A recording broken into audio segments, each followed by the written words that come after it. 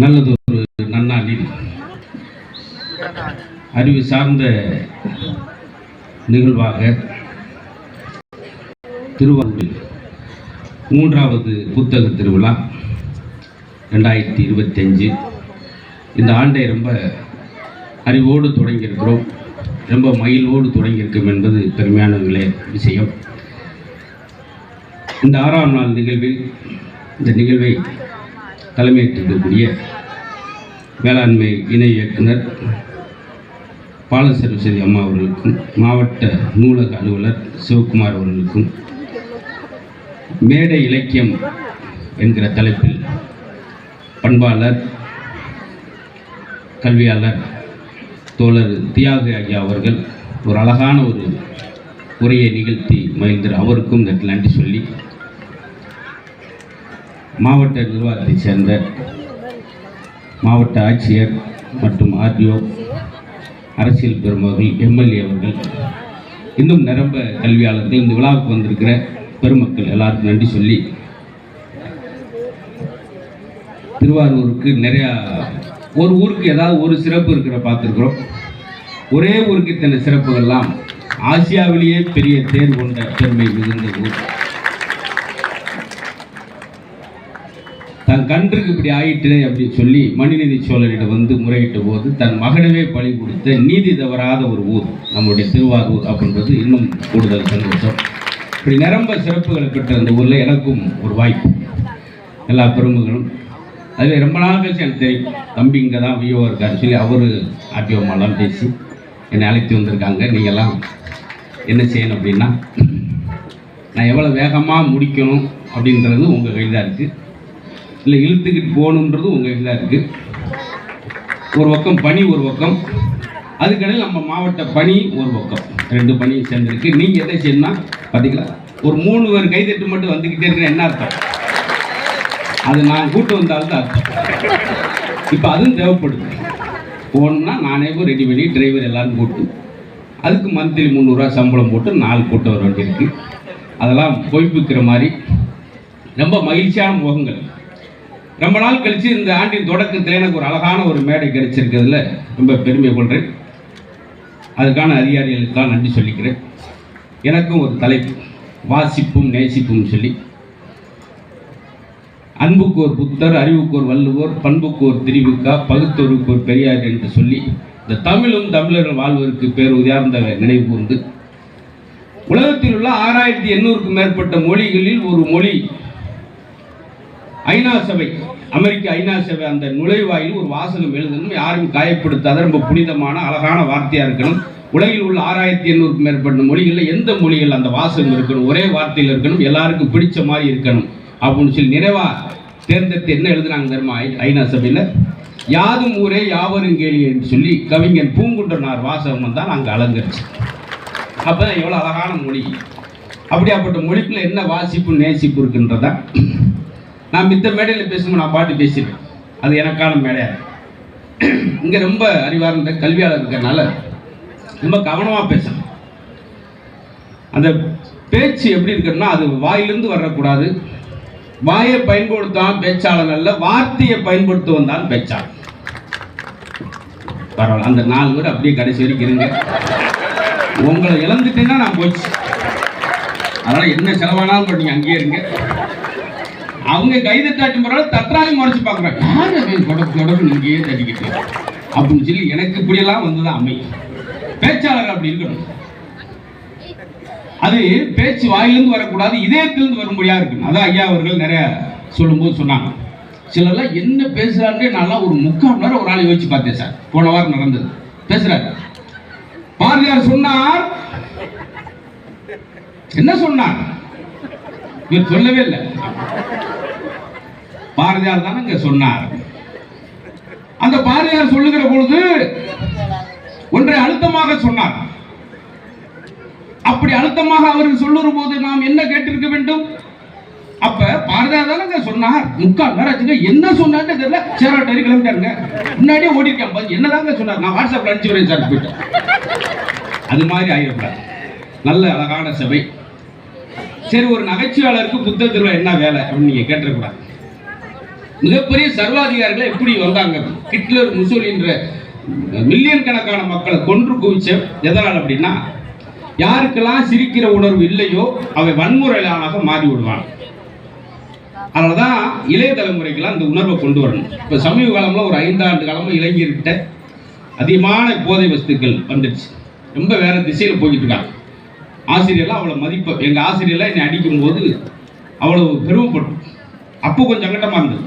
ஆனால் அந்த அடிதான் இந்த புத்த திருவிழாவில் என்னை பேசுகிற அளவுக்கு ஒரு சின்ன குக்கிராமத்தில் படித்து என்னை கொண்டு வந்து, எப்போ வாத்தியார் பெரம்பு கீழே வச்சாரோ அன்னைக்கு போலீஸ் எல்லாம் பெரம்பு எடுக்கிற மாதிரி ஆயிடுச்சு இன்னைக்கு இளைஞர்கள்.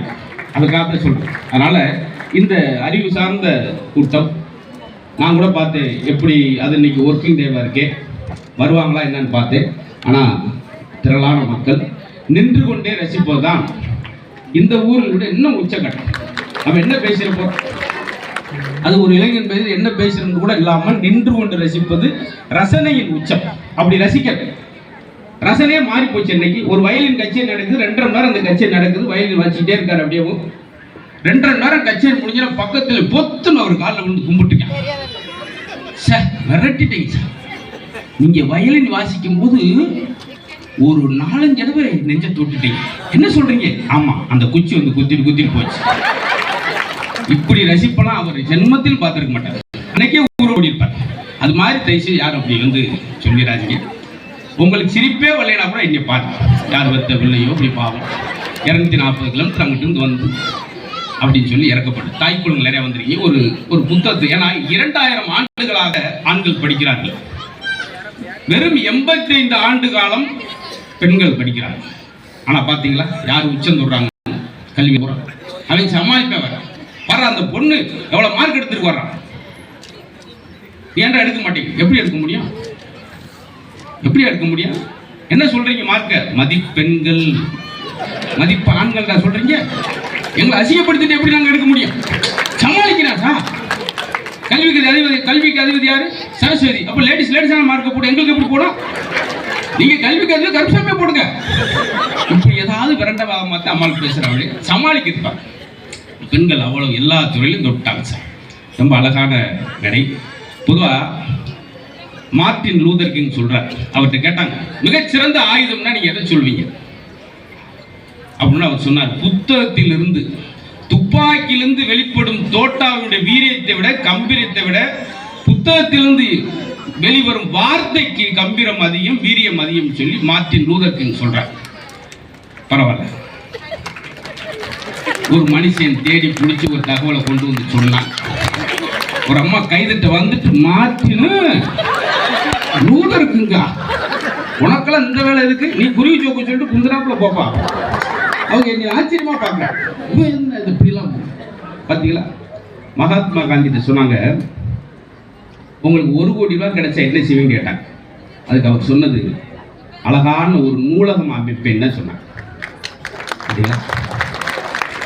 அதே மகாத்மா காந்தி தான் இன்னொரு விஷயம் சொன்னார், எனக்கு மட்டும் நகைச்சுவை உணர்வு இல்லை என்றால் நான் எப்போதே இறந்து போயிருப்பேன். பார்த்தீங்களா? இன்னைக்கு வேணும் சார், இன்னைக்கு காலக்கு. ஏன்னா சிரிப்பு உங்க வாயடியில் இருந்தால் சிரமம் உங்க காலடிக்கு போயிடும். பரவாயில்ல, 2 பேரும் இறக்கப்பட்டு தட்டுறாங்க. இது தட்டாட்டி வஞ்சிக்கிட்டே பண்ணி சும்மா தட்டி விடுப்பா, என்ன செய்ய, இவ்வளோ தூரம் வந்துட்டேன் நம்ம ஊரை நம்பி. இப்படி இறக்கப்பட்டு கைதட்டி வாங்கிட்டு போறோம்னு நான் தான். நான் பேசாத மேடை கிடையாது, ஒரே ஒரு மேடை தான், தூக்கு மேடை இருந்தால் பேசல. அதுக்காக போய் பேச முடியுமா? சொல்றேன். அதுக்காக இதுதான் சார் வேணும், இதுதான் வேணும் இன்னைக்கு காலகட்டத்துக்கு. சார் ஒரு காலத்தில் சொல்லுவாங்க, நேற்று இருந்தே இன்னைக்கு இல்லப்பா, இன்னைக்கு இருந்தே நாளைக்கு இல்லப்பா. அதெல்லாம் கிடையாது. இன்னும் சுருங்கிடுச்சு.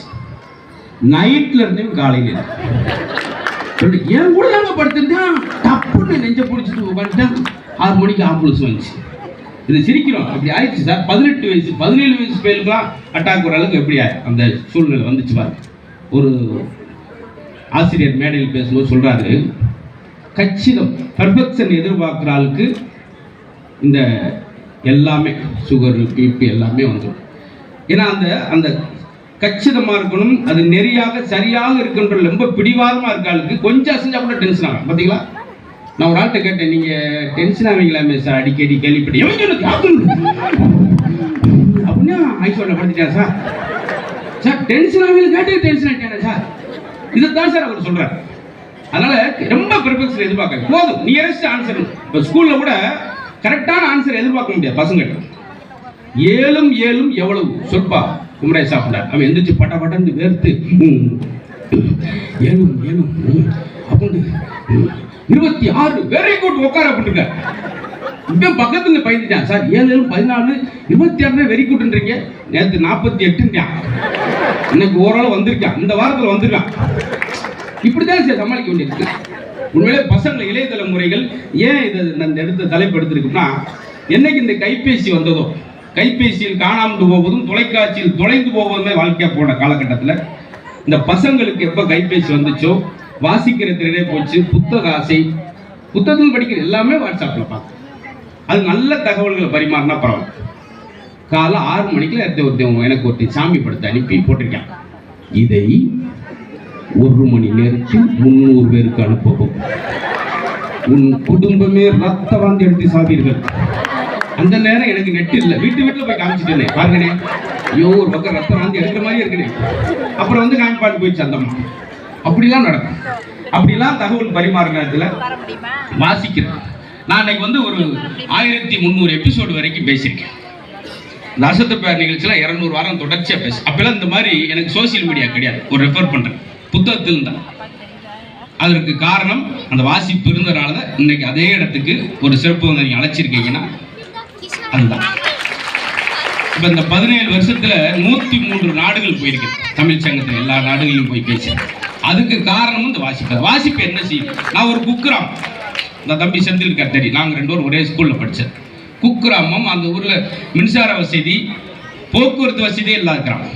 அதுக்கு தான் ஒரு இன்ஸ்பைரிங்காக இருக்கட்டும், மாணவருக்கு ஒரு முன்னுதாரணமாக இருக்கட்டும்னு தான் இந்த மேடைக்கு அழைச்சிருக்காங்க. அதனால் மாணவர்களாக பார்க்குறவங்களுக்கு நம்ம கிராமத்திலேருந்து போய் ஜெயிக்க முடியுமா அப்படின்றவங்களுக்குலாம் இதுவே ஒரு பெரிய உதாரணம். நிறையா விஷயங்களை முன்னோர்கள் சொல்லி வச்சுருக்காங்க. அதை இன்றைய இளைய தலைமுறை மாற்றிட்டாங்க. ஒரு பெரியவரே கேட்குறார், ஸ்கூல் பஸ்ஸில் அப்படி போயிட்டு இருக்கும்போது ஒரு காலேஜ் பையில பார்த்து, தம்பி என்ன படிக்கிறீங்க அப்படின்னாரு. அவன் ரொம்ப ஏளனமா சொன்னால் உங்களுக்கு என்ன புரியவா போகுது அப்படின்னா, ஏன்னா அவர் வேட்டி சட்டை பார்த்து. அதுக்கு அவர் சொன்னார், புரிகிற மாதிரி சொல்கிறதுக்கு தாண்டா தம்பி உன்னை படிக்க வச்சதே அப்படின்னா. அப்போ உன் படிப்பவே உன்னால் புரிகிற மாதிரி சொல்ல தெரியலன்னா நீ படிச்சு என்ன செய்ய போகிற? சிலர் கேளுங்களேன், என்ன படிக்கிறீங்க, என்ன படிக்க போகிறேன்னு கேளுங்களேன். நான் எப்படியாவது இன்ஜினியரிங் சேர்ந்து அட்வொகேட் ஆகி பிஎஸ்சி முடிச்சிருவேன் அப்படின்னா 3 திசையில் கிடக்கும். பதட்டத்தில் கேட்டால் அப்படி தான் பதில் சொல்லுவோம். நல்ல பாருங்க சார், பழமொழியை மாற்றிட்டேன் பார்த்தீங்களா? கழுதைக்கு தெரியுமா கற்பூர வாசன்? யாராவது தப்பா சொல்லிட்டா, கழுதைக்கு தெரியுமா கற்பூர வாசன்? அது அந்த கழுதையை சொன்னது. கழு என்கிற ஒரு புல், அதை வளைச்சி தைக்கிறப்ப அதுல இருந்து ஒரு கற்பூர வாசனை வரும். அதுதான் கழு தைக்கும் பொழுது கற்பூர வாசனை வரும்னு சொன்னதை நம்மால் கழுதையை சேர்த்துட்டேன். கழுதை தெரியுமா கற்பூர, அது வாசனை தெரிஞ்சு என்ன இன்ஜினியரிங் காலேஜ் சேர போகுது? அது வாட்டுக்கு ஜமந்துட்டு போகுது.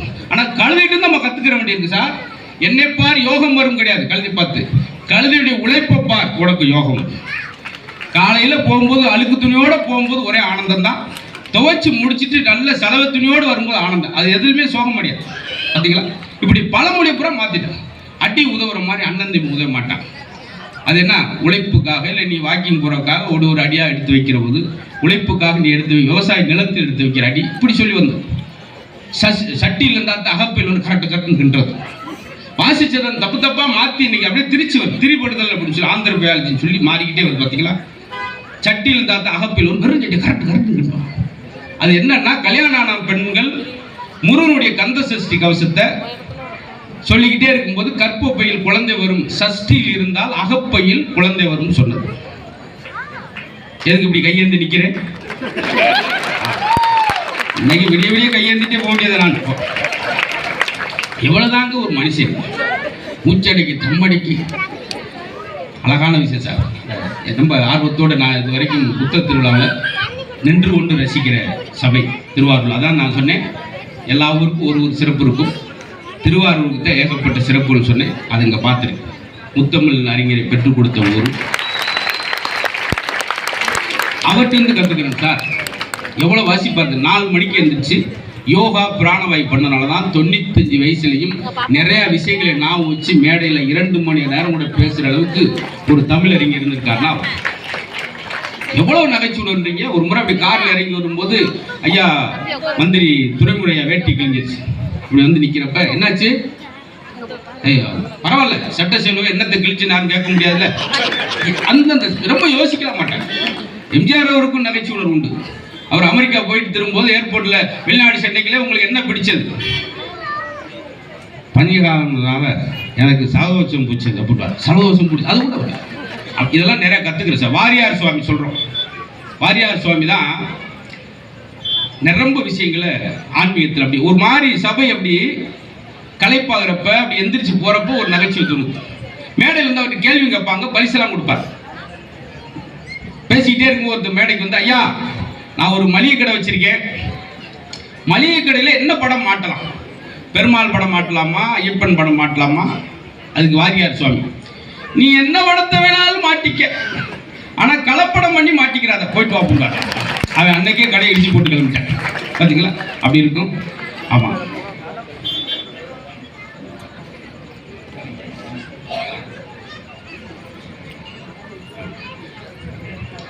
அதனால நான் ஒரு விஷயம், நான் எவ்வளவு நேரம் பேசணும் அப்படின்னு கேட்காம வந்துட்டேன். பரவாயில்ல, அதனால ஒன்றும் கிடையாது. இந்த இளைய தலைமுறைக்காக நாம் படித்த ரொம்ப அழகான ஒரு விஷயம், அதையும் நாங்கள் சொல்லணும். ரொம்ப கிராம பகுதியில் தான் பையன் தன்னை மாதிரி இருக்கக்கூட ஆங்கிலத்தில் பேசணும் அப்படின்னு ஒரு அப்பா விரும்புவார். தன்னை மாதிரி வேட்டி சட்டை கிடக்கூடாது, பேட்டு சட்டை போடணும்னு சொல்லி ஒரு ஆசைப்படுவார். அப்படி கடனை ஒன்று வாங்கி படிக்க வச்சு தன்னுடைய பையனை ஒரு வெளிநாட்டுக்கு அனுப்பிச்சி வச்சார்.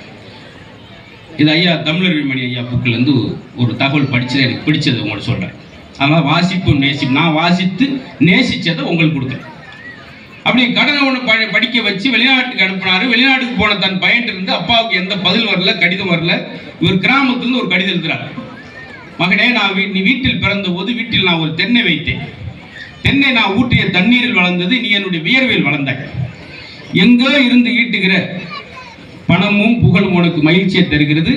நான் இங்கு வைத்த தென்னை எனக்கு நல்ல நிழலையும் இளநீரையும் தருகிறது.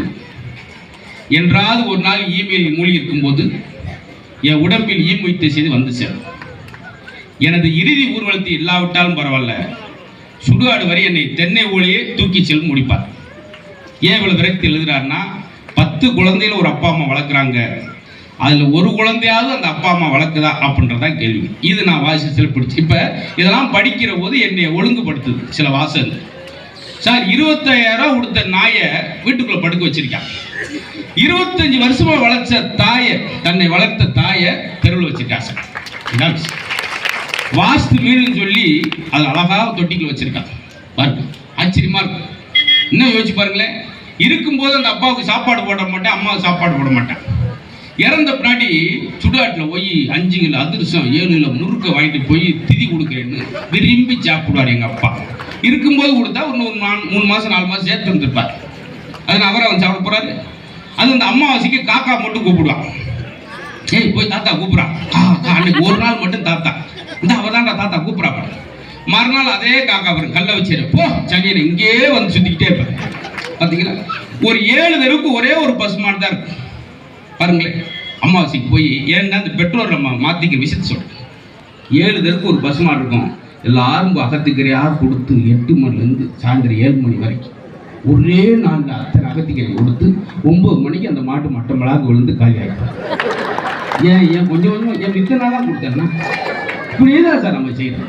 அது மாதிரி தாய்க்காக சொல்கிற விஷயம். அதாவது ஒரு ஆண் என்ன விரும்புவார் நிறைவு காலத்தில், யாருக்கும் சுமை இல்லாமல் சாக வேண்டும். ஒரு பெண் என்ன விரும்புவாங்க நிறைவு காலத்தில், சுமங்கலியாக சாக. அந்த 2ஐயும் பிள்ளைகள் கொடுக்கலன்ற காத்த அந்த கவிதை உங்களுக்கு காட்சி. நிறைய வாசிப்புல நகைச்சுவை பார்த்தா சிரிக்கின்றது. இப்பெல்லாம் கைக்கூ கவிதை ஜப்பானிய மொழியில் வந்தது. நம்ம ஊர்ல அதுக்கு முன்னாடியே கைக்கூ எழுதினதான் நம்முடைய திருவள்ளுவர் அவர்கள். எவ்வளவு பிரமாதம், 7 அடியில் ஒரு ஆள் சொன்னார், என் சம்சாரம் திருவள்ளுவர் ஒண்ணு இல்லையா, 7 அடியில் ஒரு விஷயத்தை புரிய வச்சார். இப்போ ஒரே அடியில் என்ன புரிய வச்சாங்க. 7 கைக்கூ கவிதை சார், அழகா. அதுக்கு எனக்கு வள்ளுவர் குரல் ரொம்ப பிடிச்சது. இனிய உளவாக இன்னாத குரல் கனி இருப்ப காய்க்கவல். ஏன் அந்த கை தட்டார்னா, அவர் அந்த திருக்குறள் எழுதி 3 மார்க் வாங்கியிருக்காரு. எல்லாருமே என்ன ஆச்சுன்னா குரலை மனப்பாடம் பண்றது மார்க்கு காத்தன வழிய எல்லாரும் பசங்களை நம்ம என்ன செய்யறோம்னா மதிப்பெண் மதிப்பெண் மாணவர்களை மதிப்பெண் மிக்கவர்களாக நீங்க ஆக்குற விட பிறர் மதிக்கும்படியாக ஆக்குறதும் ஒரு வகையான சிறப்பு. அதையும் நம்ம பார்க்கணும். எத்தனை பேர் படிச்சுட்டாங்க? இதே கர்மவீரர் அவர்கள் படிக்காதவர் தான் எத்தனை பேர் படிக்க வச்சார். அது மாதிரி நிறைய விஷயங்கள் கைக்கூ கவிதையில் கூட ரசிக்கலாம் சார். ஒரு பானை சோற்றுக்கு கைக்கூ பாருங்க. ஒரு பானை சோற்றுக்கு பல பானைகள் செய்கிறான் குயவன். இருட்டில் இருவர் செய்த சிற்பம் குழந்தை. கவிதை இதெல்லாம் ஏதோ ஒரு ஆதிவாசி மொழியில பேசுற மாதிரி நீங்க ஃபீல் ஆகி உட்கார்ந்து கைக்கூ கவிதைன்னா அவ்வளவுதான் இருக்கும். ஒரு ஆள் கைதட்டு வந்து முடிஞ்ச முன்னாடி கை தட்டுவோம். முடிஞ்சிருச்சு கவிதையை. அவர் இன்னும் இருக்கும் போல அப்படின்னு நினைச்சிருக்காரு. நான் எப்படி விளக்கம் கொடுத்து என்ன செய்ய முடியும்? நானும் நகைச்சுவை சொல்லி பார்த்தேன், தத்துவங்கள் சொல்லி பார்த்தேன், கைக்கூ வரைக்கும் வந்துட்டேன். அடுத்து தஞ்சாவூர் தாண்டி போய்கிட்டு இருப்பேன். சார் சார் ஓடிக்கிட்டே இருக்கும் சார். நீங்க ஓடி ஓடி ஒட்டு மொத்த செலவு பண்ணி உங்க சேவிங்க புறா செலவு பண்ணி 4 கோடி ரூபாயில வீடு கட்டினா கூட நம்ம இறந்த பிராடி அந்த வீட்டில் நம்மளை 5 மணி நேரத்துக்கு மேலே வைக்க மாட்டேன் சார். இதுக்கு தான் சார் ஓடுறோம். இதுக்கு தான் ஓடும். சரியா தூங்காம சாப்பிடாம யோசிச்சு பாருங்களேன் சார். ஒருத்தர் நடந்து போறேன், தன்னுடைய செருப்பு அருந்து போன செருப்பு எடுத்து கையில் போக முடியாது. நண்பர் வீடு செருப்பு போட்டிருக்கா கூட காலைல வந்து எடுத்துக்கிறேன். வாசலை கூட யாராவது தூக்கிட்டு போறா, நான் இங்கே எடுத்துட்டு போயிடும் அப்படின்னு அந்த அந்து போன செருப்பை வீட்டுக்கு வச்சா சார். அப்படியே நல்லா கவனிங்க. அடுத்த மாதம் அவங்க தகப்பனார் இறந்து அதே மாதிரி தகனம் பண்ணும்போது நல்ல மழை மொழியளவு தண்ணி போகுது. இப்போ கொண்டு போக முடியாது. அப்போ அதே நண்பர் விட்டுட்ட இந்த வாசலில் அப்பா வச்சிருக்கேன்டா, நாளைக்கு வந்து அடைச்சி பணத்தை போய் தூக்கு. அருந்து போன செருப்புக்கு இருந்த மரியாதை இறந்து போன மனிதனுக்கு கிடையாதுன்னு தான் நீங்கள் ஞாபகம். இந்த உலகம் அவ்வளோ ரொம்ப சுருக்கமாட்டேன். இதில் நான் இன்னையும் கவி பெற சொல்றாரு பார்த்தீங்களா, ஒரு மனிதனுடைய மதிப்பு என்னன்னு சொல்றாரு. இந்த உடம்புல இரும்பு சத்தை வச்சு 2 ஆணி செய்யலாம். இந்த உடம்புல கந்தக சத்தை வச்சு 2 சோப்பு செய்யலாம். ஆணி ஒரு 50 பைசா, சோப்பு ஒரு ரூபா, 1.50. பார்த்தீங்களா? மொத்தமே 1.5 ரூபா தான் சார். நம்ம கோழியை கூட பாருங்க, கறிக்கோழி உயிருடன் கோழி 80 ரூபான்னு போட்டிருக்கான். கறிக்கோழி 150 ரூபான்னு போட்டிருக்கான். இறந்த பின்னாடி கோழி கூட வேலை கொடுக்கும். இறந்த பின்னாடி மீனுக்கு அதே மீன் தான், வஞ்சிர மீன், கெண்ட மீன். ஆனால் நம்ம ஊரில் அப்படியா அதிகாரி இருக்கார். என்ன சொல்லுவோம்? அதிகாரி வாங்க சார், வாங்க சார். இறந்தா என்ன சொல்லுவோம்? பணத்தை தூங்க டைம் ஆச்சு சொல்கிறோமா சொல்லியா? அது மாதிரி குறுகிய காலத்தில் சார் இதுக்கிடையில் இந்த முகமெல்லாம் கிடைக்குமா சார்? இந்த இடமே கொஞ்ச நேரத்தில் கோயில் மாதிரி ஆயிடுச்சு. புத்தகம், நல்ல புத்தகம் அப்படின்றாங்க. புத்தகம் என்றாலே நல்லதா? அதில் என்ன நல்ல புத்தகம்? நல்லதாக எழுதப்படுகிறது, கெட்டதாக எழுதப்படுகிற வழியே புத்தகம் கெட்டது. அதான் சொல்றாரு, ஒரு நல்ல புத்தகம் 100 சிறைச்சாலையை மூடுகிறது. இன்னைக்கு அந்த மாதிரி படிக்கிற விஷயம் மாறி சொல்லணும் பார்த்தீங்களா? அதான் கடலை பருப்பு வாங்கும்போது கூட கடலை பொறிச்சு விட்டு அதில் இருக்க பேப்பரை எழுத்த குறிப்பு வந்தால் எதிர்காலத்தில் சிறந்த சாதனையாளராக வர்றார். பரவாயில்ல, இப்போதான் கொஞ்சம் என்னை வந்து சந்தோஷப்படுத்திக்கிட்டு இருக்கீங்க. ஏன்னா நம்ம ஊரில் 2-3 இடம் இருக்கு. நல்லா சிரிக்கவர் சிரிக்காத அது பக்கத்தில் உட்காரக்கூடாது. எட்டி வாயை பார்த்துக்கிட்டே இருப்பார். நம்மளுக்கு பதட்டமாகி நம்ம ஏதோ தப்புட்டோமோன்னு தோணும். இன்னொன்று, ரெஸ்டாரண்ட்டில் சாப்பிடும்போது வாஷ் பேஷன் பக்கத்தில் ஒரு டேபிள், அங்கே உட்காந்து சாப்பிடக்கூடாது. நல்லா கவனிங்க, உங்களுக்கு டிப்ஸ் மாதிரி யூஸ் ஆகும். ஏன்னா சில கை கழுவான், முகம் கழுவான், சில தண்ணி எடுத்து சடான்னு வீசி பின்னாடி கும்புற நனைஞ்சு தோட்டிக்கிட்டு இருப்பாங்க. இன்னும் சிலர் கொட்டலை வெளியெடுத்து அலசுவாங்க. கருவேப்பிலை தெரிச்சு நம்ம தட்டு வந்து விழும். அப்படியே கொட்டல் வரைக்கும் போய் கொத்தமல்லி தூக்கி விடுவாங்க. இதுக்கு தான் டிஷ்யூ பேப்பர் வச்சு அந்த ஏரியாவே தொடச்சு நல்ல வேலைக்கு அங்கே ஷாம்பு சோப்பு வச்சு குளிச்சிருவாங்க துண்டை கட்டி. இதெல்லாம் நீங்க பார்த்து கவனமா இருக்க வேண்டும். பஸ்ல கோயில பாருங்களேன், இந்த 3 பேரை உட்கார வச்சுட்டு அதெல்லாம் சொன்னா ரொம்ப நேரம் போய். எதுக்கு சொல்றேன்னா, ரசனை தான் சார். வாழ்க்கையில நீங்க எதை பத்தியாவது ஒரு ரசனை உங்களுக்கு இல்லை என்றால் உங்களுக்கு 5 ஆண்டு காலம் குறைவு அப்படின்றாங்க. வாசிப்பதில் சிலருக்கு ஆர்வம், சேவை செய்வதில் சிலருக்கு ஆர்வம், இசையை கேட்பது. எனக்கு தெரிஞ்சு இசையோடும் நகைச்சுவையோடும் பயணம் செய்யறவங்களுக்கு 5 ஆண்டு காலம் அதிகம். எவ்வளவு ஒரு மன அழுத்தம் ஸ்ட்ரெஸ்ஸோடு இருக்கவங்களுக்கு ஒரு நல்ல மெல்லிசான இசையை கேட்கிறப்ப அப்படியே மன அழுத்தம் குறையுது. ஒவ்வொரு ராகத்திற்கும் ஒரு நோயை குணப்படுத்துகிற சக்தி. அதான் இசை கேளுங்க, நகைச்சுவை கேட்டு கண்ணில் தண்ணி ஒரு அளவுக்கு குளிச்சு. ஒரு இடத்துல இன்னைக்கெல்லாம் ஜோக் சொல்றத விட நம்ம கஷ்டத்தை சொன்னாதே கேட்கன்னு சிரிக்கிறாங்க. அன்னைக்கு ஒரு இடத்துல 85 ஜோக்ஸ் எகத்தாம உட்கார்ந்தார் ஒரு ஆள். வரும்போது கீழே விழுந்துட்டு அப்படியே கக்கன்னு சிரிச்சு உருண்டு அப்படி ஆயிடுச்சு சார். எல்லோரும் இன்புற்றிருக்கு அறியாமல் வேறொன்று அறியேன் பராபரமேன்னு ஒரு அழகான ஒரு இது உண்டு, ஒரு வாசகம் உண்டு. எல்லாரும் சந்தோஷமா இருக்குன்னு சொல்றார் திருமூலர் சொல்றார். யாதும் முறை யாவருங்கள் இப்ப சொன்னேன், அப்பெல்லாம் சொன்னவங்க வேற. இப்ப அதெல்லாம் வாசிக்க மறந்தனால என்ன ஆச்சுன்னா, புதுசா ஒருத்தன் இஎம்ஐல டிவி ஸ்கூட்டி வாங்கிட்டு வந்து வீட்டில் நிறுத்திருக்கேன். அதை பார்த்து நிறுத்தி விட்டுக்கிறேன், பாரு குமரேசன் நீ என்ன இருக்கிய. அதை பார்த்துட்டு 2 எலுமிச்சம்பழத்தை வாங்கி மந்திரிச்சு வீட்டுக்கு நேரம் ஊட்டி விடுவான். 3:45 அந்த டியூஷன்ல போட புளிய மரத்தில் மோதி இதுல என்ன சார் அந்த சந்தோஷம் வந்து அவன் டியூஷன் அப்படின்ட்டு தம்முன்னு மோதி. எங்க ஊர்ல ஒரு பாட்டி இருக்கு சார், பதறுவோம். அந்த பாட்டி வீட்டு வாசல் இல்லைன்னா தான் விட்டு விட்டு வெளியே வரும். ஒத்த கேள்வி அந்த குடும்பமே கூப்பிட கொடுத்து குத்து பிள்ளை சட்டை போட்டு போற போலயே மூட அகிழ்ந்து முச்சிருந்து நடப்பேன். ரொம்ப பேச வளவலாம் பேச ஒரே தான் குடும்பமே முடிஞ்சு. ஆச்சரியப்படுது. லட்சுமணா பொண்டாட்டி கூட்டி சினிமாவுக்கா போறா, 5 மணிக்கு ஐஸ்வர்ல 2 ஊர் கொடுங்க சார். பட்டக்கு பட்டக்குன்னு எப்படி ஒரு வார்த்தை பாருங்க. நம்ம கன்றாசி கைராசி கோழி போட்டிருக்கோம். கன்றாசி இதெல்லாம் பார்த்துக்கோம். அது கன்றாசியா கன்றாவியா இருக்க இனிமே இப்படித்தான் இருக்கணும் சார். அதாவது ஒரு மேடைக்கு போனால் மீண்டும் மீண்டும் பேசணும் தூண்டுற அளவுக்கு சிறப்பான பார்வையாளர்கள், நல்ல வாசிப்பாளர்கள், அறிவார்ந்த சபையில் மட்டும்தான் நம்மளால் நீட்டிக்க முடியும். சில இடத்துல பேசும்போது குறுக்கு கேள்வி வெட்டிகிட்டே இருப்பாங்க. நான் போன மேடையிலேயே ரொம்ப ஆச்சரியமானது, நம்முடைய மரியாதைக்குரிய மாவட்ட ஆட்சியர் வந்திருக்காங்க. அவங்களுக்கு ஒரு அன்பு வரவேற்பையும் ஒரு பாராட்டையும் தெரிவிப்போம்.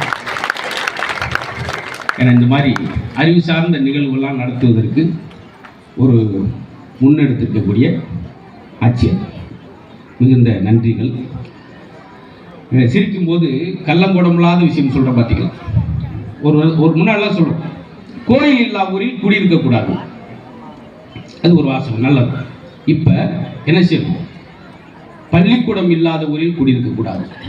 முன்னால வீடு கட்டும்போது சார் பெட்ரூம் இல்லாமல் வீடு கட்ட மாட்டாங்க, கிச்சன் இல்லாமல் வீடு கட்ட மாட்டாங்க. இப்போ என்ன செய்யுமா, ஹோம் தேட்டர் இல்லாமல் வீடு கட்டுறது இல்லை. இது இல்லை சார் வீடு. இனிமேல் தயவுசெய்து வீடு கட்டும் போது ஒரு சிறியதாக ஒரு நூலகம் ஒன்றோடு நீங்கள் வீடு கட்டுங்க. அது மாதிரி அழகான விஷயம். அச்சய தேதிக்கு ஒரு கிராம் தங்கமாவது வாங்கணும்னு சொல்றீங்க. அதே மாதிரி மாசத்துல ஒரு புத்தகமாவது வாங்கணும்னு சொல்லி என்னைக்காவது சொல்லிக்கலாம். இல்லை சரஸ்வதி பூசணிக்கு ஒரு புத்தகமாவது வாங்குற ஒரு கோட்பாடு இருக்கா, வாசிக்கிற திறன். அதுக்காக சொல்றேன். சம்பந்தம் இல்லாம இட்லி கடையில் கூட்டம், தியேட்டர்ல கூட்டம், எங்கேயாவது புத்தக கடையில் கூட்டம் பார்த்திருக்கலாம். ஒரு நாட்டினுடைய அறிவாற்றலை அறிந்து கொள்ள வேண்டும் என்றால் ஒரு இளைஞர்களுக்கு அப்போ அங்கே நூலகம் எங்கே இருக்குன்னு உடனே சொல்லிட்டாருன்னா அந்த ஊர் அறிவான ஊர் தெரியுமா அவனுக்கு. இதைத்தான் சொல்கிறான் கவிஞர்கள், நேரம் சொல்கிறான். அதே போல் பிளாட்டோ என்ன சொல்கிறாருன்னா, ஒரு அறை, நூலகம் இல்லாத அறை உயிரில்லாத உடலுக்கு சமம்ன்றார். ஏன்னா அவர் கைதிட்டார்னா அதே சென்டென்ஸ் அவரும் படிச்சிருக்காரு. இதுதான் அதுக்காக நீங்கள் எல்லாரும் படிச்சுட்டு வந்தாத்தான் நான் அதுக்காக எல்லாரும் என்னென்ன படிச்சு நான் கேட்டுட்டு வந்து தான் பேச முடியும். அதனால் அவர் தட்டுறாருன்னா அவரோட சேர்ந்துக்கு அவரை முறைச்சு பார்க்க. எனக்கே ஒரு ஆடியன்ஸ் நான் சேர்த்திருக்கேன். ஒரு ஆள் எந்திரிச்சு பார்க்க யார் அது அப்படின்னு அவர் அதோடு அந்த ஜென்மத்துக்கு கை தட்டுறதை விட்டுருவார். நான் 3/4 மணி நேரம் கழிச்ச பற்றி ஒரு 3 ஆடியன்ஸை சேர்த்துருக்கேன் எனக்கு. ஆமாம், அதில் ஒரு ஆள் காது நினைக்கிறேன், ரொம்ப லேட்டாக தட்டுறாரு. நான் முன்னாடியே எல்லாரும் கேட்டுக்கிறேன். போனாலும் ஒரு சபையில் கேட்டு எல்லாரும் தமிழ் தெரியுமான்னு சார் கேட்டுக்கிறேன். போனவர் நடந்த விஷயம் 1.5 மணி நேரம் பேசிட்டு எப்படி இருக்க முடியும் அழகாஜி காமூ அப்படின்னா ரொம்ப நன்றி சார் இறங்கி வேகமாக பண்ணு. அப்படி என்னென்னது நம்ம பேசிட்டு போயிடக்கூடாது சார். அழகா ஏன்னா எல்லாம் ஒரு மேடையில் ஒரு நாள் பேசிட்டு இருக்கேன் சார், என்ன பேசுகிறான்னு ஒன்றும் தெரியல. திடீர்னு ஒரு 4 நாய் மேடைக்கு தை ஒவ்வொன்றும் கடிச்சு வச்சுட்டு என்னடா சும்மா பேசுறேன், எந்த நாயும் ஒழிக்க முடியாது. ரொம்ப இன்னைக்கெல்லாம் சார் இதான் மரியாதை சார். எனக்கு மேடையில் வந்து ஐயா அவர்கள் பேசுனாங்க. ஐயா அவர்களுக்கு நீங்கள் மாலைகள் போட வேணாம், பொன்னாடை போர்த்த வேணாம், உங்களுடைய கரகோஷமும் உங்கள் கவனமும் அவர் கொடுத்தீங்க பார்த்தீங்களா, அதுதான் ஐயா அவருக்கு. எனக்கு அதே மாதிரி இதுதான். நாளைக்கு ஒரு கல்யாண மேடைக்கு போயிருந்தேன், 2800 பேர் வந்திருந்தாங்க. அந்த மாப்பிள்ள 2800 காலில் விழுந்துக்கிட்டே போறாரு. பிரமிச்சுட்டாங்க, இப்படி ஒரு மரியாதையா? எதுக்குங்க எல்லா காலையும் விழுறீங்க? என் செருப்பு எவன் போட்டுக்கான்னு தெரியல சார். இப்படி ஆளுக்கு நம்ம என்ன சார் செய்ய முடியும்? அவ்வளவுதான், நம்ம தலையில் அவ்வளவுதான் வந்தது. பழமொழி நான் தொடக்கத்தில்னு சொல்லுவாங்க. முன்னோர்கள் அழகழகான விஷயத்தை அவங்க சொல்லிட்டு போயிருக்காங்க, நம்ம தான் கடைபிடிக்க மறந்துட்டோம். நீங்கள் புத்தகத்தை வாசிக்கிற போது அவர்களுடன் பேசுவதற்கு சமம். நெப்போலியன் அவர்களை பற்றி படிக்கும்போது நெப்போலியன்ட்டே பேசுகிற மாதிரி. அவர் வந்து பார்த்தீங்கன்னா நேரம் இல்லாமல் குதிரை மேலே உட்காந்துட்டு குதிரை மேலே படுத்துட்டே படிப்பார். பண்டித ஜவஹர்லால் நேரு அவர்கிட்ட கேட்டாங்க, எப்படி சார் மேடை இவ்வளோ அழகாக பேசுகிறீங்க? அதுக்கு அவர் சொன்னார், நான் நேரத்தை திருடுகிறேன். எப்படி? இல்லை, உதவியாளர் வெளியே நிற்பார், நீங்கள் தூங்குங்க, காலைல உங்களுக்கு 5 மணிக்கு நீங்கள் எந்திரிக்கன்னு சொல்லுவார். நான் தூங்காமல் 2 மணி நேரம் அவருக்கே தெரியாமல் பெட்டுக்கட்டில் புத்தகத்தை வச்சுட்டு 2 மணி நேரம் படிச்சுட்டு உதவியாளருக்கு தெரியாமலே படிப்பேன். நேரத்தை திருடுகிறேன், நல்ல விஷயத்துக்காக. பார்த்தீங்களா? அப்படிலாம் வாசித்ததுனால தான் அவங்கள பற்றி. வெறும் சிஎம் அண்ணாதுரையாக இருந்த போது அவருக்கு கிடைத்த மரியாதை விட கன்னிமரா நூலகத்தில் உள்ள அனைத்து புத்தகங்களையும் படித்து தேர்ச்சி பெற்ற பின் அறிஞர் அண்ணாதுரையாக எப்படி மாறினார்னா அந்த கன்னிமரா நூலகத்தை கூட அவர் பயன்படுத்தி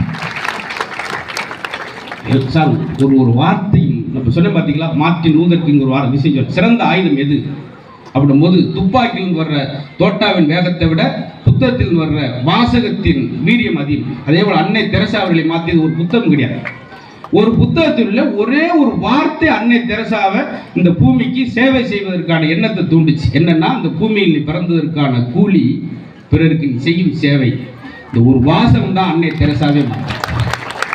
இப்படி ஒவ்வொரு வாசமும் ஒவ்வொரு எழுத்து கூட ஒரு மனிதன் மாற்றுச்சு. ஆனால் இன்னைக்கு மாறிடுச்சு. குழந்தைகிட்ட கேட்டு பாருங்க, குழந்தை ஆச்சரியப்படுத்துறாங்க, எப்படி ஒரு அறிவாற்றல் தெரியல. 8 கொஸ்டின் கொடுத்து 3க்கு ஆன்சர் தான் நம்மளுக்கு தெரியாது, 8யுமே எழுதுறேன். அன்னைக்கு நல்லா படிச்சேன், பாயிண்டா எழுதுறேன். கொஞ்சம் சுமாரா படிச்சா அப்படி பேர பத்தி எழுதுறேன். ஒண்ணுமே தெரியாது சார், பக்கமா எழுதுறேன் சார். அடிஷன் சர்டிஃபிகேட் பேப்பர் வாத்தியார் கொடுக்க முடியும், அவனுக்கு தெரிஞ்சா தானே. கடைசியில் இங்கு தெரிந்து போச்சு, எந்திரிச்சு போனான் ரைட்டு மாதிரி எழுதுறேன் சார். சயின்ஸ்ல ஒரு கேள்வி, கடல் அரிப்பை தடுக்க நாம் என்ன செய்ய வேண்டும்? லேசா சொரிஞ்சு விட வேண்டும். இப்படியா சார்? இப்படி ஒரு சூழல் எங்கேயா பார்த்துருக்கா சார்? காரணம் என்னன்னா, மேலோட்டமாக எனக்கு எங்க சார் படிக்கும் போது 10th எங்க தலைமை ஆசிரியர் சொல்வார், ஆடு மாடுகளை போல படிக்க வேண்டும். புரியாது. ஆடு மாடு எப்படின்னா வேகமாக மேய்ஞ்சிடும் நிலத்தில், வீட்டில் உட்காந்து பொறுமையாக அசைப்போம். எனக்கு எப்படி எனக்கு ஏற்ற மாதிரி சொல்லி கொடுத்துருக்காரு பாருங்க. அதே போல வெளிநாட்டில் பாருங்க, இவ்வளவு சயின்டிஸ்ட் விஞ்ஞானி எடிசன் வந்து 1200 கண்டுபிடிப்புல இந்த லைட்டு சினிமா எல்லாத்தையும் இவ்வளவு கோடீஸ்வர நாடாவே இருக்கு. இந்தியா மட்டும் ஏன் ஏழை நாடு இருக்கு? வேடிக்கையா சொல்லுவான்.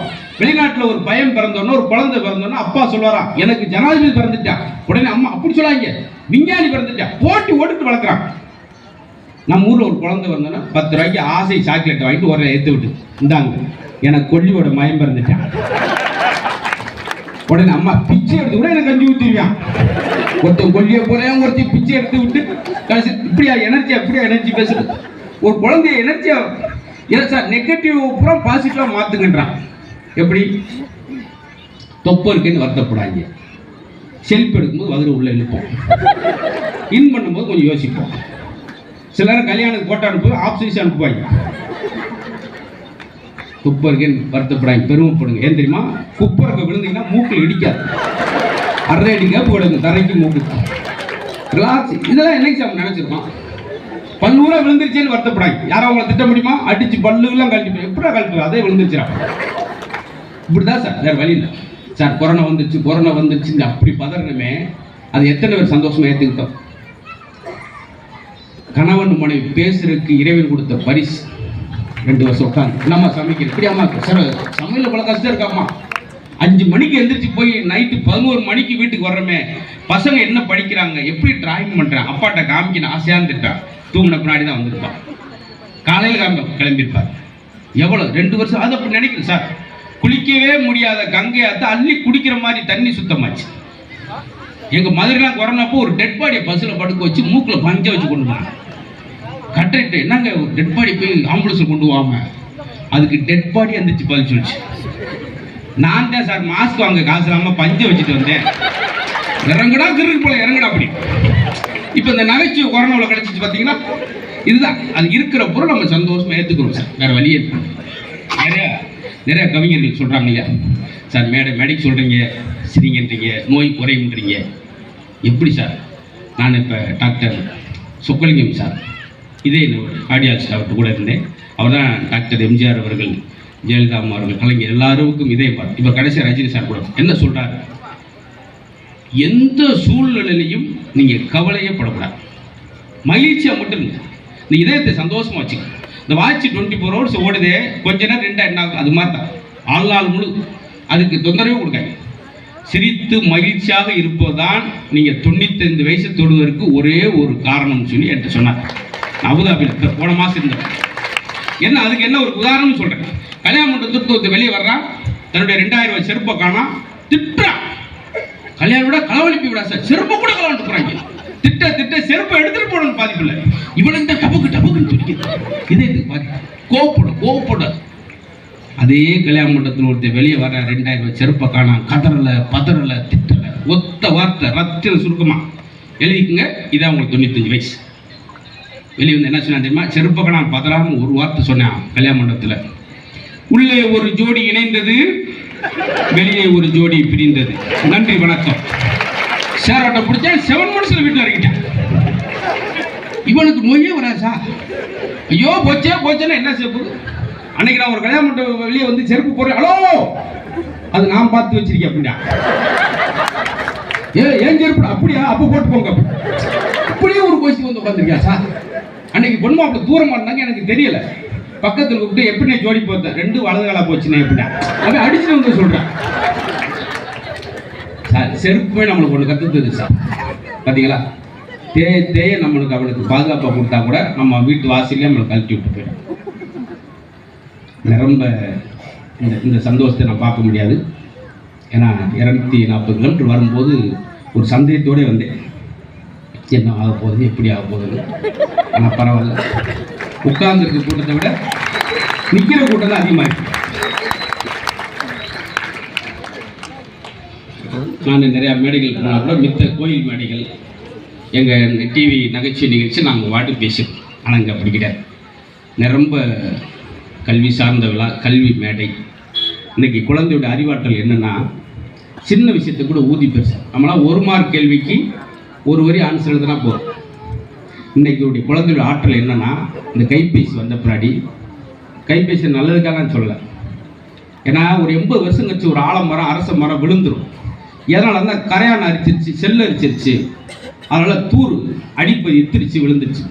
எப்படி அவ்வளோ பெரிய மரத்தை செல்லரிச்சு சாய்ச்சிருதோ, மரத்தை செல்லரிப்பது போல மனிதனை இந்த செல்போன் அரிக்குது அப்படின்பதான் இப்போ சமீபத்தில் தொடர்ச்சியாக 20 நிமிஷம் பேசினா மூளையை பாதிக்கும்ன்றேன். நான் என் ஃப்ரெண்ட்டே சொன்னேன், 40 நிமிஷம் வச்சுக்கிட்டே பேசாமப்பில் மூளையை பாதிக்குமா அப்படின்னேன்.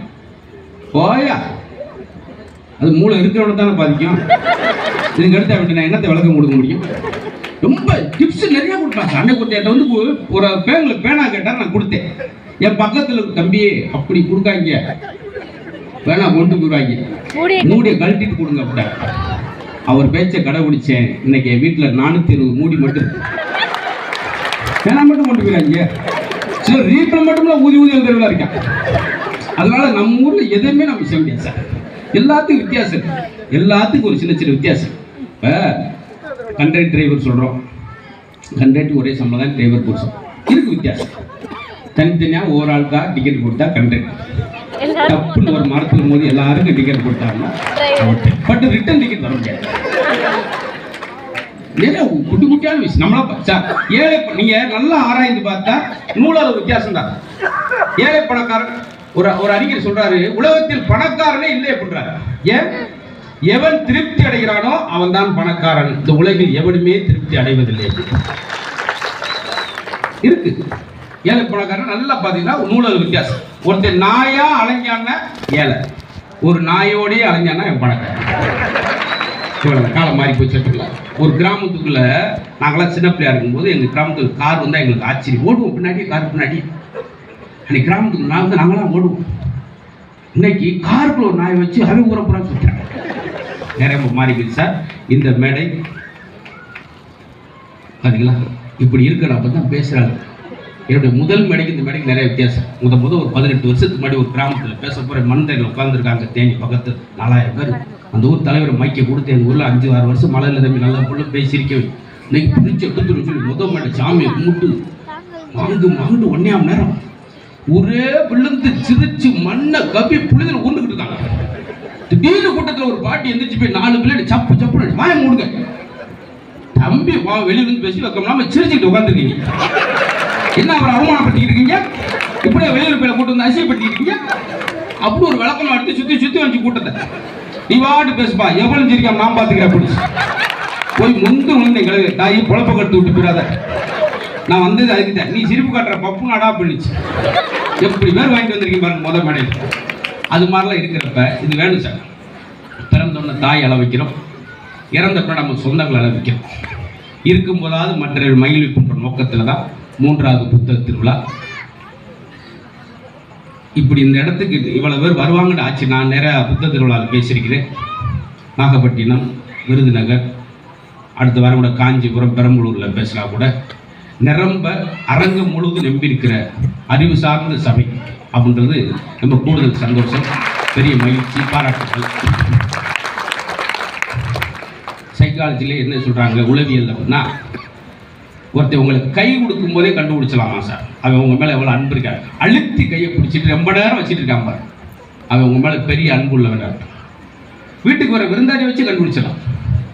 விருந்தாளி வந்த உடனே எந்திரிச்சு வாசல் வரைக்கும் வந்து பார்த்து போயிட்டு வரணும், அருமையான அன்பு.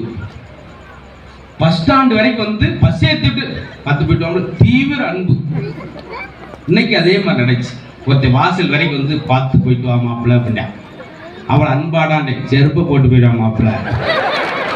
அன்னைக்கு இப்படித்தான் விகேசியை போட்டு போயிட்டான் 450 ரூபா.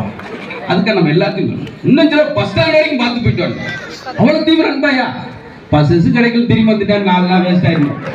எல்லாத்துக்கும் வேற ஒரு அர்த்தம் மாற்றி யோசிக்கிறாங்க. பார்த்தீங்களா சார், இருவர் சண்டையிட்டால் முரட்டு அன்பு என்று சொல்லுங்கள் கவிப்பர் சொல்றார். அவரே தான் ஏன் இந்த காலகட்டத்துக்கு ஒரு புன்னகை அவசியம். வெளியிருந்து பார்க்கலாம் எல்லாம் வர்றாராமுங்க பேசுகிறாரா சிரிக்கிறாங்களா அப்படின்ட்டு அதை உதாசீனப்படுத்துறவருக்கு ஆயுட்காலம் குறைவு சார். ரசிக்கன்றோம் பார்த்தீங்களா. ஒருத்தர் ஐஸ்வாலில் சீரியஸாக இருக்கான்னு என்ன அர்த்தம்? அவன் வாழ்நாள் முழு சீரியஸாக இருக்கான்னு அர்த்தம். எதுக்குமே இப்படியே ரப்பா ஒரு இடத்துல நாங்கள் பேச போயிருக்கேன், ஒரு 14 பேர் கோட் சூட் போட்டு வர்றப்பா உட்காந்தாங்க. 66 ஜோக்கு, உயிலு மயிலு புலி ஜோக்கு எல்லாம் பிடிச்சி எடுத்துக்கிட்டு இருக்கேன். அசைவில் அவர் அப்புறம் கேட்டுட்டேன் கொஞ்சம் கை தட்டலாம்ல சார் அப்படின்னு. அவர் கையை தூக்கி 2 விரல் மட்டும் வச்சு பண்ணாங்க. சார் என்னங்க நான் கோலாட்டத்துக்காக வந்திருக்கேன், நீங்கள் என்ன காரணம்னா அப்படி சிரிப்பது ஒரு அவமானமான. ஒரு காலத்தில் பெரியவங்களாம் நிறையா இருக்கீங்க. அன்னைக்கெல்லாம் போர் போட்டால் தண்ணி, இன்னைக்கு போன் போட்டால் தண்ணி. ரொம்ப நன்றி, முடிஞ்சிருச்சு. நகைச்சியே முடியாது. அவர் வந்துட்டு நிற்கிறாரு. இன்னும் புரியலையே சார் என்ன சொல்ற. பெரியவங்களுக்கு தெரியும் நல்லா இந்த ஆரோக்கியம் எப்படி போச்சு. நம்முடைய நம்மாழ்வார் அவர்கள் இயற்கை விஞ்ஞானி என்ன சொல்றாரு தெரியுமா? உலகம் அதிசயம் எது என்று சொல்றார். என்ன சொல்றார் நம்மாழ்வார்கள்? இந்த பூமியில் ஒரு பேப்பரை போட்டால் அது மக்கி போகுது, துணியை போட்டால் அது மக்கி போயிடுது, ஆனால் ஒரு விதையை போட்டால் மட்டும் அது மரமாகிறது. இதுதான் உலகம் அதிசயம். அதனால் நம்மளால் பாருங்களேன், அந்த அந்த நிலத்துக்கு நெல்ல இருக்கும்போது அடிப்பகுதி காட்டுக்கு, நடுப்பகுதி மாட்டுக்கு, மேல் பகுதி வீட்டுக்கு. அவர் தான் சொல்றாரு. இது எதுக்கு இப்போ சொல்லி நீங்கள் கேட்காங்க. நான் எப்போ எதை சொல்லி எனக்கே தெரியாது. ஏன்னா என்னுடைய மூணு இங்கிட்டு போய் ஏதாவது ஏன்னா பேப்பர் வச்சிருக்கேன், நான் பாட்டுக்கு பேசுறேன். அர்த்தம் கிடையாது. அர்த்தத்தோட அவரை நம்ம மதிச்சோமா இல்லை. அதுக்கு அடுத்து நெல் சேராமன்னு சொல்லி 2000 வகை நெற்களை கண்டுபிடிச்சார். ஆனால் இளைஞர்கள் அதெல்லாம் ஆர்வம் காட்டலன்றக்கா சொல்கிறேன். நானும் வெளிநாடு போய் சொன்னேன், 103 நாடுகள் போயிருக்கேன்னு. ஆனால் நாங்கள் ஒன்று வாட்ச் பண்ணி விமானத்தில் ஏறணுன்னு பார்ப்பேன். நம்மால் என்ன செய்யணும், கருக்கு கருக்கு கருக்குன்னு சிப்ஸ் பாய்ட்டை உடைக்கிறது, கருக்கு மறுக்குன்னு மாடு பவுடுன்ற மாதிரி ஒரு கிலோ பொறுத்து திங்கிறது. அதே நேரத்தில் நான் ஒன்று தயவுசெய்து சொல்கிறேன், ரெகுலராக நான் பார்த்து சொல்கிறேன். வெளிநாட்டு விமான பயணத்தில் உட்கார்ந்த உடனே அப்படி மேலே உள்ள அந்த லைட்டை ஆன் பண்ணிவிட்டு புத்தகத்தை எடுத்து பெரிய புத்தகத்தை எடுத்து படிக்க ஆரம்பிப்பார். 3 மணி நேரம் அசையாமல் சொல்கிற விஞ்ஞானம் வளர்ந்த நாடு அப்படிலாம் சொல்கிறோம். இதுதான் சார் விஷயம், குட்டி விஷயம். வாசிக்கிற திறன் நம்மகிட்ட ஆர்வம் இல்லை. ஆர்வம் அது கொஞ்சம் கொஞ்சம் வாசிக்கிற விஷயம் இருந்துச்சு. அது இந்த கைபேசி வந்து அதையும் தொழில் 1 மணிக்கெல்லாம் எனக்கு கொண்டு வரும் சார். மிட் நைட்டில் நல்லா தூங்கிட்டு இருக்கேன், அரை தூக்கத்தில் எடுத்து ஹலோ ஹலோ அப்படின்னு எடுத்தாப்புல கேட்குதா, ஹலோ கேட்குதா அப்படின்னா கேட்குது அப்படின்னா அப்போ வச்சிரு. நான் என்னத்தை சார் செய்ய முடியும்? கேட்குது அடுத்து என்னன்னு சொன்னா தானே ஒரு மனுஷன் தெரியும். காலையில் ஆன் பண்ணுறேன், மறுபடியும் ஒருத்தர் நீங்கள் மதுரை முத்து தானே? ஆமாம் சார். நீங்கள் திருமங்கலம் அரசு வெட்டி தானே? ஆமாம் கரெக்டாக பேசுகிறாரு. அப்பா அவர் ராமசாமி தானே? ஆமாம். அம்மா அவர் முத்துலாய் தானே? ஆமாம். Sorry sir, wrong number. என் ஜாதகத்தை சிம்மராசி வரைக்கும் சொல்லிட்டு ராங் நம்பர் போகிறேன் சார். இதெல்லாம் கொஞ்சம் காலத்துக்கு முன்னாடி சார். சார் சார் ஒரு மனிதனுக்கு 95 வயசு வேணும்னா ஒரே விஷயம் தான், இந்த இடத்துல கண்டுபிடிச்சிடலாம். யாரெல்லாம் இந்த பேசிக் மாடல் போன் வச்சிருக்கீங்க, பட்டன் போன் 1100 கை தூக்குங்க. இந்த இப்படி இருந்தா என்ன செய்ய? அந்த அம்மா கைது, ஒரே ஒரு அம்மா பாவம். ஏன் தெரியுமா? அதில் எந்த எஸ்எம்எஸ் வராது, வீடியோ கால் வராது, வாட்ஸ்அப்பில் தகவல் வராது, ஏதாவது நெகட்டிவான வார்த்தைகள் வராது. நிம்மதியாக 8-10 மணி நேரம் தூங்க சார். பேசிக் மாடல் போன் வச்சிருக்க 10 மணி நேரம் தூங்க, உடல் ஆரோக்கியமாக இருக்கு. இதில் மாதிரி எனக்குலாம் அந்த வருஷ தொடக்கத்தில் ஒருத்தர் அனுப்பியிருக்கார் மெசேஜ். கிரைண்டரில் அரிசியை போட்டா மாவு, வாயில் அரிசி போட்டா சாவு, வாழ்த்துக்கள் புத்தாண்டு. அச்சா வருஷத்தில் முதல் மெசேஜ் படிச்சு என் நிலைமை எப்படி வருஷம் நெகட்டிவா அப்படி ஆரம்பிச்சு அப்படி சார். அதனாலதான் தொந்தரவே இல்லாமல் இருக்கும். அது தாய்க்குழும் உங்களை ரொம்ப பாராட்டு. நீங்க எது சமைச்சாலும் உடனே சமைக்கிறது தட்டில் போடுறதுல வாட்ஸ்அப்ல வைக்கிறது, அது என்னன்னு தெரியல. பெண்கள் உங்களை தான் கேட்கணும். நீங்க சமைச்சு வாட்ஸ்அப்ல வச்சா லைக்கா வருது, ஆனா வாயில வச்சா வாந்தியா வருதுன்றது எனக்கு ஒரு இன்ன வரைக்கும் ஒரு குழப்பம். அது என்னன்றது கண்டுபிடிக்க முடியும். ஏன்னா ஒரு சாப்பாடு எப்படி இருக்கணுமா, சாப்பிட்டா அப்படி நெஞ்சு மேலேயே நிற்கும். அன்னைக்கு ஒரு சாப்பிட்டா நெஞ்சே நின்றுச்சு டக்குன்னு அப்படின்னா அவ்வளோ சொல்றேன்.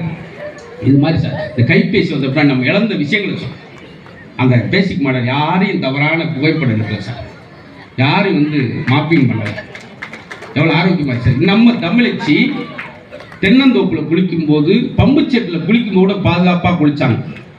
இன்னைக்கு பாத்ரூமில் குளிக்கும் போது 4 கேமரா வந்து நவீனன்ற பேரில் நாகரிகத்தை இழந்துக்கிட்டு இருக்குன்றது தான் இந்த இளைய தலைமுறை. கைபேசியிலே காணாமல் போயிடாங்களே, சுவிட்ச் ஆஃப் ஆனாதான் வந்து கொடுக்குறேன். நான் வீட்டில் இறங்குறேன், எங்கள் பாப்பா ஐயா டாடி வந்துட்டாருச்சு, அவ்வளோ பாசமாக ஃபோன் கொடுங்க அப்படின்னு இவ்வளோதான் சுருக்கம். ஆனால் இன்னைக்கெல்லாம் குழந்தைகளுக்கு செல்லம் கொடுக்குற அப்பாவை விட செல்போன் கொடுக்குற அப்பாவை தான் ரொம்ப பிடிக்கும். உங்களை புரிஞ்சுக்கிட்டேன். நீ எங்கெங்க கைதிட்டீங்கன்னா பஞ்ச் டைலாக் மாதிரி பேசினா கைதிட்டீங்க. தொடக்கத்தில் மார்ட்டின் லூதர் கிங் அப்படின்னு படக்குன்னு ஒரு எழுதிச்சார். இது கதைக்காக அது போல அப்படி. இதுக்காகத்தான் சார் பெரிய வெளிநாட்டில் உள்ள ஆட்கள் கவிஞர்களை அறிஞர்களை சொன்னா கைதட்டுறீங்க. பாரதியார் சொல்லியிருக்கிறார், தேவையில்லாத பேச்சு இருக்கு.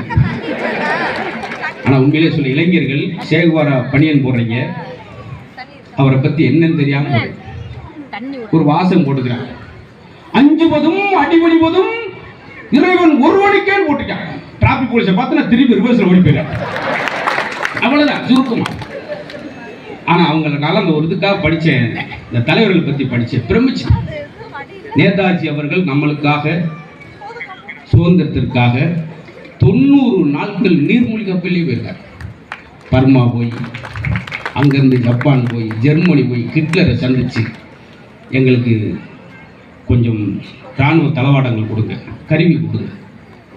நீங்கள் இனி ஒரு புத்தகத்தில் நீங்கள் ரொம்ப தவறாக எழுதியிருக்கீங்களே ஹிட்லர், அதை வாபஸ் வாங்க, அதை எடுத்துருங்க, நான் இராணுவ தளவாடம் சொன்னதான் வாபஸ் வாங்க மாட்டேன்னு தெரியுமா? மானத்தோடு வீரமாக இருந்து போயிடுங்க. லண்டனில் போய் கலெக்டர், அந்த காலத்தில் கலெக்டர் பாஸ் பண்ணவர் சார். ஆனால் அந்த தேசத்துக்காக போராடுறக்க கலெக்டர் பதவி வேணாம், அந்த படிப்பு எனக்கு வேணாம்னு சொல்லிட்டு இராணுவத்தில் இந்திய இராணுவத்தை அமைச்சு அதெல்லாம் படிக்கும்போது இப்படியெல்லாம் ஒரு அத்தனை மாறுவடங்கள் அடிந்து போய் சிரமப்பட்டு ஒரு நாட்டை போய் அடைந்து நிறைய ஆகணும். பகத்சிங் பாருங்க, அவரெல்லாம் உண்மையிலேயே 6 மணி நேரத்தில் தூக்கு சார்.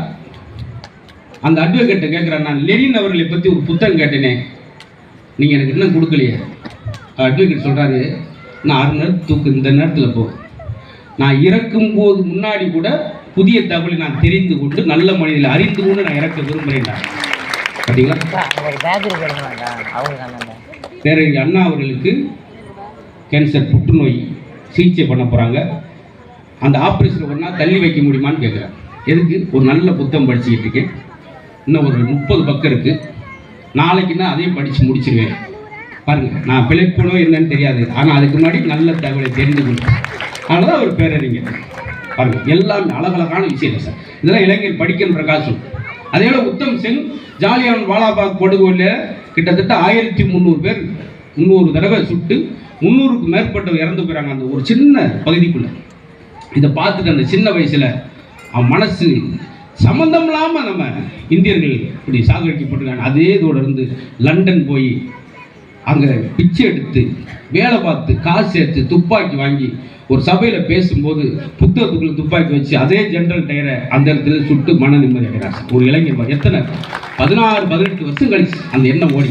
இப்படிலாம் இளைஞர்கள் இருந்த காலகட்டத்துக்கு மத்தியில் இன்னைக்கு பாருங்க, நான் சொல்கிறேன், அந்த ஒரு சின்ன கிராமத்துக்கு பேச போயிருக்கேன். ஒரு குக்கிராமத்தில் அந்த ஊர் பஞ்சாயத்தில் என் காதில் வந்து சொல்கிறார், சார் இளைஞர்கள் எங்கள் ஊரில் ரொம்ப போதை விஷத்துக்கு அடிமையாயிட்டாங்க சார், அது கொஞ்சம் எடுத்து சொல்லு. அருப்புக்கோட்டை பக்கத்தில் குட்டி கிராமத்தில். அதனால் இந்த மாதிரிலாம் இளைஞர்கள் மாறிட்டாங்கன்ற நேரத்தில் இப்படி திருவாரூரில் அதெல்லாம் மாற்றி நல்வழிப்படுத்துறதுக்கு ஒரு அழகான எனக்கு பெரியவங்க அடிக்கடி சொல்லுவோம். அன்றைக்கெல்லாம் தெருலைட்டு படித்தேன் நான் மண்ணெண்ணெய் விளக்கில் படித்தேன். திருப்பி அவங்க கேட்பேன், பகல் என்னதான் செஞ்சீங்க கேட்டால் போயிடும். ஆனால் அதுதான் எல்லா மாணவர்களும் நான் குறை சொல்லுவேன். எல்லா மாணவரும் குறை சொல்லவும் முடியாது. அன்னைக்கு நம்மளுக்கு சோசியல் மீடியா இல்லை, நம்மளுக்கு கவனத்தை திசை திருப்பதற்கான விஷயம் எதுவுமே இல்லை. ஆனால் இங்கிட்டு போனால் ஃபேஸ்புக்கு வாட்ஸ்அப்பு. என் பையன் வந்து 2 புக்கை வந்து என்கிட்ட அப்படி காமிச்சான். நீங்கள் தான் டாடி இது அப்படி. என்னடா நீங்கள் தான் ஒரு 2 புக்கு அப்படி 2 புக்கா சின்ன சின்ன வயசு நல்ல விஷயத்தை பூரா மாற்றிட்டா சார். ஆச்சரியப்படி நான் ப்ராப்பர்ட்டி கம்பெனி பண்ணுறேன்னா அவனும் அதை மாதிரி என்கிட்ட பண்ணுறான். செய்தாருக்கு செய்தவனேன்றது அன்னைக்கு தான் நான் கேள்விப்பட்டேன். ஆனாலும் அறிவு சார்ந்த குழந்தைகள் எந்த தலைமுறைட்டு இல்லாத சிறப்பு இந்த தலைமுறைட்டு இருக்கு. நான் ஆரம்பத்தில் ஒரு சொன்னேன், அழகா எழுதுறான் பரீட்சையில், அங்கே போய் தான் கேட்குறேன், நீ கெமிஸ்ட்ரியா? நான் பிசிக்ஸ் நினச்சி வந்தேன், 85 மார்க் எடுத்துறேன். ஒரு கேள்வி பாருங்க, கற்பனை திறனுக்கு உதாரணத்துக்கு சொல்கிறேன். ஒரு சின்ன கொஸ்டின் 1 வேர்டில் கேட்டிருக்கான். கஸ்தூரிபாய் குறிப்பு காந்தி மனைவி போட்டால் 1 மார்க் கிடைச்சு. அவனுக்கு தெரியலை, ஆனால் பயப்படவே இல்லை, பிரிச்சுட்டேன். கஸ்தூரிபாய் குறிப்பு குறிச்சிருவோம். இது ரொம்ப அகலமான பாய். முதல் பாயிண்ட், இந்த பாய் எடுத்துட்டு போய் மெத்தில் வச்சு எல்லோரும் உட்காந்து சாப்பிடலாம், நடு வீட்டில் வச்சு எல்லோரும் தூங்கலாம். மிரண்டிருக்கார், என்ன தூங்குறீங்களா? அடுத்த வகுத்த திருப்ப அங்கிட்டு ஆரம்பிக்கிறான். கஸ்தூரிபாயின் வகைகள், உலப்பாய், தார்பாய், நார்பாய், ஆபீஸ் பாய், ஸ்கூல் பாய். மிரண்டிருக்கார். ஐயோ படுவாவி கொண்டுட்டானே நம்மள இன்னைக்கு. இவன் கடைசியில் என்னதான் சொல்ல வரான் பார்த்துல அதிர்ச்சி ஆயிட்டார். கடைசி பாய் கஸ்தூரிபாய் வாஜ்பாயோட பெரியது. டோட்டலா பார்த்தா அவனுக்கு எந்த பாயுமே தெரியல சார். கெச்சம் கடிச்சிட்டாரு வாத்தியார். சார் நான் வேலையை ரிசைன் பண்ணிட்டு பேசாம மாட்டுதான் பேசாம முறுக்க அவரை பார்த்து பொழைச்சிக்கிறேன். இது பெரிய கஷ்டமா இருக்கும் போல சார். 1 வேடிக்கையாம எழுதிருக்கேன், 10 மார்க்லாம் ஆளை கல்வி போல சார். என்ன எழுதிருக்கான்? கஸ்தூரிபாய்க்கு 13 எழுதியிருக்கா சார். 1 வேடுக்கு போன கட் பண்ணியா? உனக்காது 13 எழுதியிருக்கான். எனக்கு ஒரே வெள்ளையிலே பித்து பிடிக்க வச்சிருக்கான். என்ன சார்? கஸ்தூரி பாயல்ல கேள்வி போட்டிருக்கான். நான் இப்போ யார்கிட்ட போய் கேட்குன்னு தெரியாம மதிய சாப்பாடு சாப்பிடாம உட்காந்துருக்கையா வந்தையில் உட்காந்துருக்கேன். என் நிலைமை யோசிச்சுப்பேன்.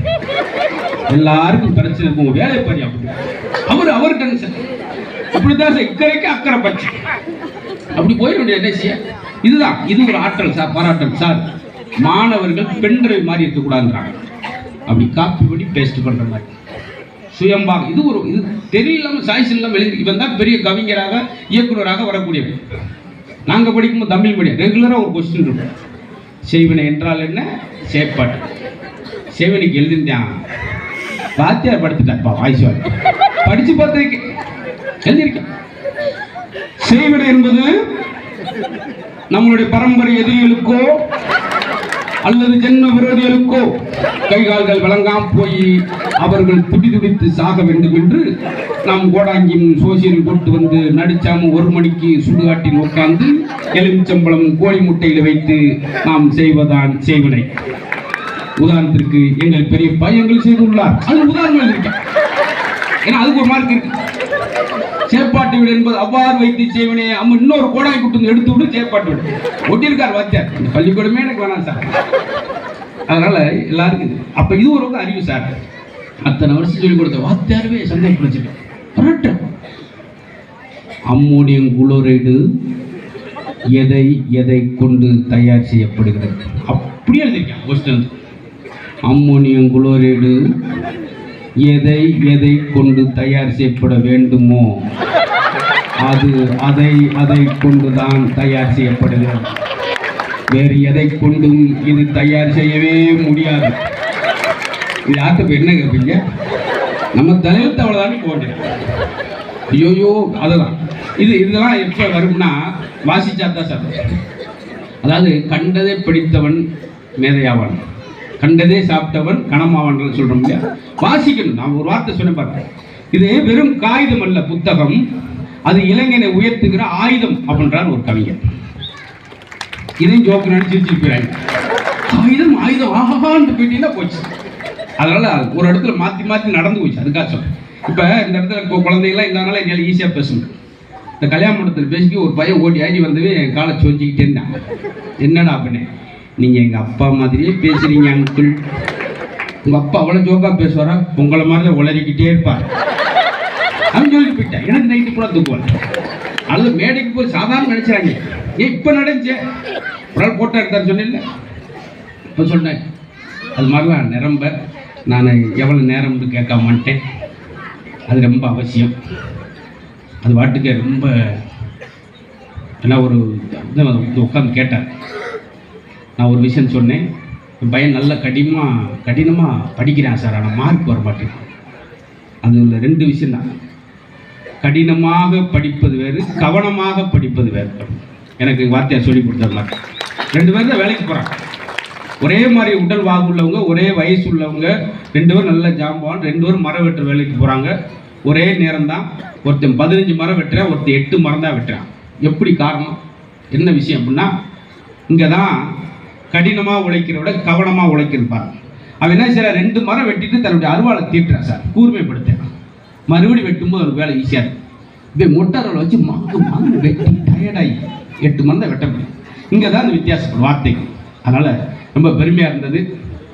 அடிக்கடி சொல்கிறது, இந்த மேடை ஒரு கோயில் மாதிரி மாறிவிட்டது. எனக்கு பெரிய மகிழ்ச்சி. நான் அந்த 2025 பார்த்த ஆக சிறந்த ரசிகர்களாக பார்வையாளர்கள் இருக்கக்கூடிய அன்பு பெருமக்கள். அதெல்லாம் எனக்கு என்னால் ஈஸியாக பேச முடியும். சில நேரத்தில் முறைச்சி பார்த்துக்கிட்டே இருப்பான். நம்மளுக்கு பதட்டம் ஆயிடும் கொஞ்ச நேரத்தில். அதனால் எல்லாருக்கும் ஒரு பெரிய நன்றி சொல்லிக்கிறேன். என்கிட்ட ஒரு பழக்கம், நான் மைக் கிடச்சி இந்த மாதிரி நல்ல ரசிகர் கிடைச்சா, ஏன்னா ஆலையில் இடத்துல நான் 1/2 மணி நேரம் பேசியிருக்கேன். அப்போ சபை கிடைச்ச சும்மா இருப்பேனா. இன்னொன்று, நம்ம 2.5 வயசுலேயே பேச ஆரம்பிச்சிடும் சார். ஆனால் எத்தனை வயசு ஆனாலும் எப்படி பேசணும் மட்டும் தெரியலன்னு சொல்கிறாரு.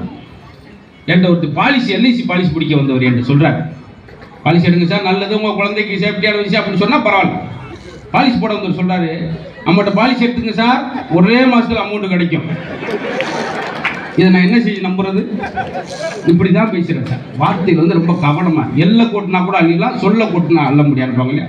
அதனால் இந்த சொற்களை அழகுற அழகாக எடுத்து நான் உங்கள்கிட்ட சொன்ன 1300 எபிசோடுக்கு மேலே பேசுகிறீங்க வரிசையாக. எது சோசியல் மீடியா இல்லாத காலத்தில் எப்படி பேச முடிச்சு அப்படின்னா, அதுக்கு முழுக்க புத்தகம் தான். எங்கள் வீட்டில் ஒரு 7000 புத்தகம் வச்சுருக்கேன். ஆனால் என்ன படிப்பதற்கு நேரம் இல்லாமல் போகவில் படிக்கிறது. என்னை இன்றைக்கி உங்கள் முன்னுக்கு ஒரு பார்வையாளர்கள் நீங்கள்லாம் ரசிக்கும்படியாக என்னை அழைத்துட்டு வந்தது வேறு எதுவுமே இல்லை, புத்தகம் மட்டும்தான் என்பதை உங்களுக்கு ஆணித்தரமாக சொல்கிறேன். இந்த தமிழ் என்ன செய்யும் அப்படின்னு கேட்டாலுக்கு, தமிழை படித்து என்ன செய்யும்ன்றது ஒரு உதாரணம் தான். தமிழருக்கு எல்லா நாடுகளுக்கும் நான் ஒரு குக்கிராமத்தில் மின்சார வசதி இல்லாத, தொலைக்காட்சி இல்லாத ஊரில் பிறந்து தொலைக்காட்சி என்னுடைய முதல் நிகழ்ச்சியை நான் ஒரு மெடிக்கல் ஷாப் தான் பார்த்தேன் திருமங்கலத்தில். ஏன்னா எங்கள் ஊரில் டிவி கிடையாது. அதனால் இதுவே இன்றைய இளைஞருக்கு ஒரு முன்னுதாரணமாக. எங்களுக்கு எந்த ஒரு ரெஃபரன்ஸுக்கு விஷயம் இல்லாதப்பே நாங்கள் மேடையில் வரும்போது உங்களுக்கு இவ்வளவு புத்தகங்கள் குவியலாக கிடைக்கிறது. வாங்கி பயனடைங்கள். திருவாரூர் மாவட்டம் கல்வியில் நிரம்ப சிறப்புகளை பெற்ற மாவட்டம்.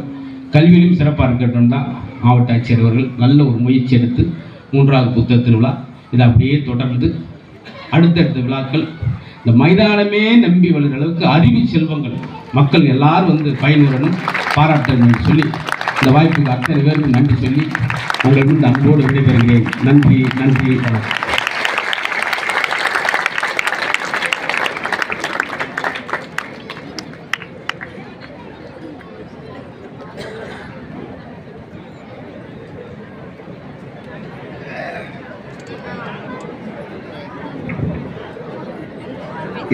நிமிடங்கள் 75 நிமிடங்கள் ஆயிரக்கணக்கானோரின் மனச்சுமைகளை இறக்கி வைத்து வாய்விட்டு சிரிக்க வைத்திருக்கிற